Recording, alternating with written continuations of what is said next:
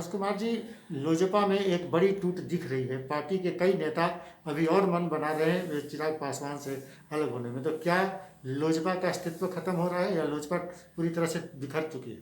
देखिए, हम अपने फेसबुक और ट्विटर के माध्यम से हम बहुत पहले ही कह चुके थे कि लोजपा में आने वाले समय में टूट होने वाला है और पार्टी बिखर जाएगी। लेकिन हमारी बातों को लोग हल्का में लिए। लेकिन आपको बता दूं कि जिसकी राजनीति अनुभव नहीं है, जो राजनीति में कच्चे हैं, वो क्या पार्टी चला सकते हैं साहब, और उनकी नेतृत्व को लोग एक्सेप्ट कभी नहीं करेंगे। आपको बता देना चाहता हूं कि वो हिटलर सा रवैया है चिराग पासवान का, और वो जो चाहते हैं वही होता है पार्टी में। उनके चाचा नाराज हैं, उनके कजन, अपने सगे चचेरे भाई नाराज हैं, घर के फैमिली, इवन की माँ भी सवाल खड़ा कर दिया कि तुमने ऐसा क्या डिसीजन लिया, क्यों, किसके कहने पे किया, जो हमारी लोजपा बिहार में इतना बुरा स्थिति रहा। तो अगर लोजपा की ये बुरा स्थिति है जिसके लिए खुद चिराग पासवान जिम्मेवार है, और पार्टी में टूट तो लाजमी था, जो कि पुराने नेतृत्व है और पुराने नेता हैं, कद्दावर नेता लोग उस पार्टी में, कहीं ना कहीं वो अपना चेहरा चाहते हैं कि जनता के बीच में दिखे और लोजपा का एक सही डिसीजन हो, सही नेतृत्व हो, जो नेतृत्व सही चिराग पासवान नहीं दे पा रहे, जिसके कारण ये टूट दिख रहा है। क्या और बड़े नेता जो पार्टी से अलग होने में या उनके परिवार में टूट की संभावना दिख रही है? देखिए, आपको आपके चैनल के माध्यम से बता देना चाहता हूं कि उनके पार्टी में ही टूट नहीं होगा, उनके अपने परिवार में भी टूट होने जा रहा है, और वो टूट आपको दिखेगा पशुपति कुमार पारस और सांसद प्रिंस पासवान के तौर पे। ये दोनों अलग हो जाएंगे और ये अलग पड़ जाएंगे, और जो पुराने नेता लोग हैं वो पशुपति कुमार पारस जी के साथ जा सकते हैं, मेरा ऐसा मानना है। और आपको बता देना चाहता हूं कि लोजपा अब नहीं चलेगी, परिवार एंड पार्टी बहुत हो गया, और पासवान लोग भी इंतजार में लगे हुए कि ये पार्टी अब खत्म हो। बिहार का आवाम, बिहार का पासवान ये चाहता है कि एक नया नेतृत्व, नया चेहरा को चाहता है, चिराग पासवान को नहीं। पासवान जी, बिहार की राजनीति में नई फेरबदल कर सकते हैं, उलट पलट की स्थिति है, जहां चिराग पासवान नीतीश कुमार पर लगातार हमलावर हैं। अब वो बैकफुट पर दिख रहे हैं और वो कह रहे हैं कि मैं चुप रहूँगा। इसके क्या मायने आप समझते हैं? देखिए, चिराग पासवान को बिहार की जनता ने नकार दिया है, लोजपा को नकार दिया है, और उनकी जो मंशा थी, वो जो सोचते थे कि मेरे पिता के बाद पूरा बिहार का आवाम सिंपैथी वोट दे देगा, वो उसमें फेल हो चुके हैं। और कहीं न कहीं भाजपा के इशारे पे, संघ के इशारे पे, अमित शाह के इशारे पे इन्होंने वो काम किया, और आदरणीय सम्मानीय नीतीश कुमार को जो नीचे दिखाने की कोशिश थी इनकी, मैं यूं कहूं कि गुल खाए और गुलगुल्ला से परहेज। तो चिराग पासवान अब कहीं का नहीं रहे, और आपको बता देना चाहता हूं कि अब फिर दोबारा उस तरह से, जिस तरह से एक समय 2-3 साल पहले की बात है कि नीतीश कुमार जी ने जो संवैधानिक बदलाव किए थे दलित और महादलित के रूप में, तो इनके पिताजी ने कहा था, आदरणीय सम्मानीय स्वर्गीय मेरे पिता तुल्य जो रामविलास पासवान जी हैं, उन्होंने कहा था अपने जीते जिंदगी कि इन्होंने संवैधानिक खिलवाड़ किया है नीतीश कुमार, नीतीश सरकार ने। लेकिन फिर से जाकर के बड़ा बुके ले जाकर के स्वागत किया, उनको दिया, और उनके मंत्रिमंडल में, नीतीश कुमार के मंत्रिमंडल में खुद अपने भाई को, पशुपति कुमार पारस जी को पशुपालन मंत्री बनाया। और बिहार के दलित नहीं कहेंगे हम, सिर्फ कहेंगे कि पासवान लोगों को बेवकूफ बनाने का काम किया आदरणीय सम्मानीय स्वर्गीय रामविलास पासवान जी। वही काम चिराग करने जा रहा है। वोट तो ले लिया पासवानों का बिहार में, लेकिन फिर से ये उस मंत्रिमंडल में, केंद्रीय मंत्रिमंडल में जाने को बेताब है। इसलिए वो कह रहे हैं कि अब नीतीश सरकार के खिलाफ मैं कुछ नहीं बोलूंगा। तो ये कहा जाए कि वो एनडीए में वापस ही चाह रहे हैं और इसलिए वो बैकफुट पर है। चिराग पासवान एनडीए में वापसी के लिए बेचैन है, रात दिन उनको नींद नहीं आ रहा है, उनको सपनों में भी मंत्री बनने का ख्वाब है।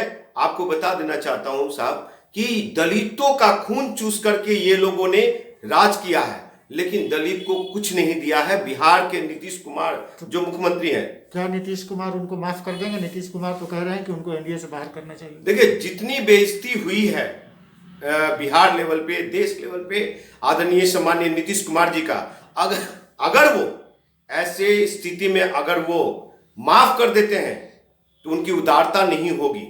ऐसे लोगों को सत्ता से बाहर और समाज से बाहर रखना चाहिए, क्योंकि दलित के भी ये नहीं हो सकते। नीतीश कुमार जी ने वो काम कर दिखाया है जो आदरणीय सम्मानीय रामविलास पासवान नहीं दे सके, जो लालू प्रसाद यादव नहीं दे सके। आपको बता देना चाहता हूं कि जो 50 वर्षों में रामविलास पासवान जी जो दलितों को, पासवानों को नहीं दिया, और लालू प्रसाद यादव जी ने अपने 15 वर्षों के कार्यकाल में नहीं दिया, वो नीतीश कुमार जी ने पंचायती राज में 50% आरक्षण ला करके दलित पिछड़ा को देने का काम किया है। आपकी पार्टी जो बिहार में सक्रिय है कई सालों से, आप लोग कोई दलितों का एक अलग नेता आप देख रहे हैं? कहीं कोई उम्मीद है कि कोई नेता खड़ा होगा, या नीतीश कुमार के साथ आप लोग?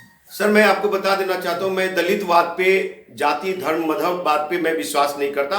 मैं वैज्ञानिकवाद पे विश्वास करता हूं। वो वैज्ञानिकवाद जो बाबा साहब आम्बेडकर ने सपना देखा था, वो गांधी जी ने सपना देखा था, और एपीजे अब्दुल कलाम साहब ने वो सपना देखा था, उस वैज्ञानिकवाद पे विश्वास करता हूं। और जो नीतीश कुमार जी काम कर रहे हैं, वैसा बिहार उससे भी बढ़िया आगे ले जाने का मैं सोचता हूं। मैं लेकिन बिहार की जो राजनीति है दलगत और जाति वेश राजनीति है। ऐसे स्थिति में, ऐसे संदर्भ में मैं जरूर कहना चाहूंगा कि बिहार का दलित अपेक्षित है, उनको एक लीडरशिप चाहिए। चिराग पासवान, तेजस्वी यादव, इन लोगों से बिहार नहीं चलने वाला है।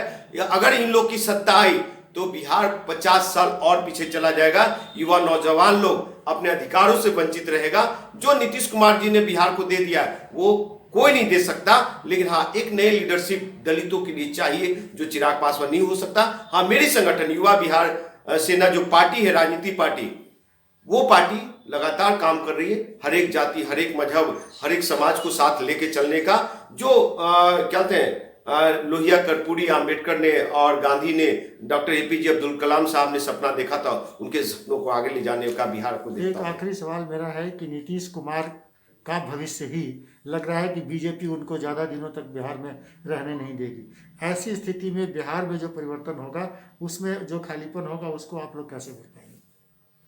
देखिए, नीतीश कुमार जी का जगह लेना किसी के लिए नामुमकिन है, और बीजेपी अगर किसी तरह से सरकार बना लेती है और नीतीश कुमार को अलग करते हैं, तो वो ये वोट बैंक का समीकरण को तलाश रहे हैं, देख रहे हैं। उसमें तेजस्वी यादव हो चाहे चिराग पासवान हो, ये लोग भी, तेजस्वी भी साथ आ सकता भविष्य में, ऐसा नहीं है। मैं कह रहा हूं आपके चैनल के माध्यम से। लेकिन आपको बता देना चाहता हूं कि खालीपन जो है, जैसे कि श्री बाबू के टाइम, श्री बाबू को देखा जाए तो श्री बाबू भी एक समय के बहुत अच्छे मुख्यमंत्री थे। आज नीतीश कुमार है, लालू यादव का नाम क्यों नहीं लेते हैं? आज वही लोग रोजगार मांग रहे हैं और वही लोग नीतीश कुमार को बुराई कर रहे हैं, जो आंख खोलते ही एलईडी बल्ब देखा, रोड, सड़क, पानी, बिजली और क्या कहते हैं नया बिहार देखा। वो नहीं जानता कि 2005 से पहले वाला बिहार कैसा था। तो चिराग पासवान और ये लोग बिहार को कुछ नहीं दे पाएगा साहब। बीजेपी हो सकती है, बीजेपी सत्ता में आ जाए, लेकिन बीजेपी में भी कोई ऐसा लीडरशिप नहीं है कि वो आगे ले जाएगा बिहार को, और एक उन्नत बिहार, किसानों का समस्या हो, चाहे छात्रों का समस्या हो, चाहे शिक्षकों की समस्या हो, चाहे बहु बेटियों की, महिलाओं की समीक्षा हो, मतलब कि अधिकार की बात करने वाला वैसा कोई नहीं है। ठीक है, भागीदारी दे रहे हैं लोग, लेकिन बिहार आगे कैसे जाएगा, बिहार को आगे कैसे ले जाए, ये विजन सिर्फ एक नीतीश कुमार में ही है और दूसरे कोई लीडरशिप में नहीं है। Thank you. नमस्कार।